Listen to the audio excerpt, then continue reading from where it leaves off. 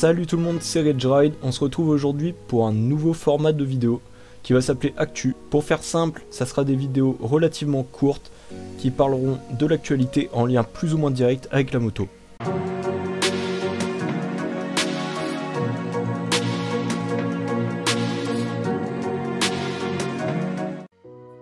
Pour ce premier épisode, je voulais vous parler de quelque chose de très récent.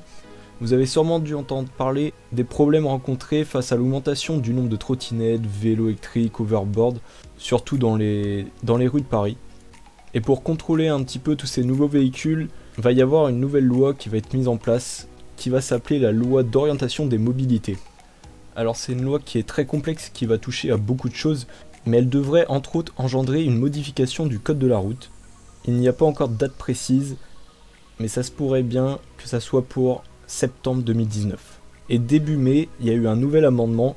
Pour précision, un amendement, c'est une proposition de modification du texte de loi.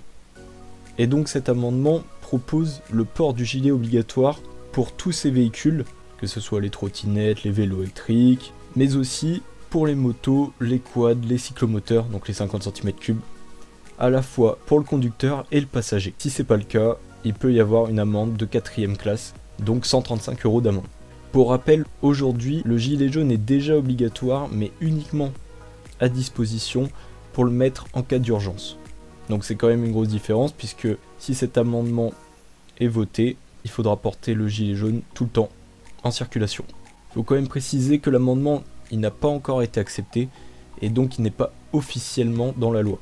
Et certains députés se disent déjà défavorables à cette mesure, compte tenu que les motos ont davantage de dispositifs de sécurité que ces nouveaux véhicules. Je pense qu'ils parlent surtout de l'éclairage qui est meilleur sur une moto que sur une trottinette électrique, ou du casque qui doit avoir des bandes réfléchissantes pour être aux normes.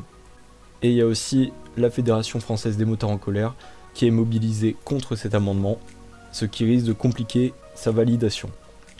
Donc pour l'instant il n'y a pas plus d'informations à ce sujet-là. Dites-moi si vous pensez que c'est une bonne idée ou pas d'avoir un gilet jaune en permanence lorsqu'on circule en moto. Est-ce que c'est exagéré de l'avoir tout le temps? Faudrait-il l'avoir que la nuit? Je sais pas, dites-moi ce que vous en pensez. Je vous tiendrai au courant s'il y a du nouveau. Je vous dis à très bientôt, c'était RageRide, bye.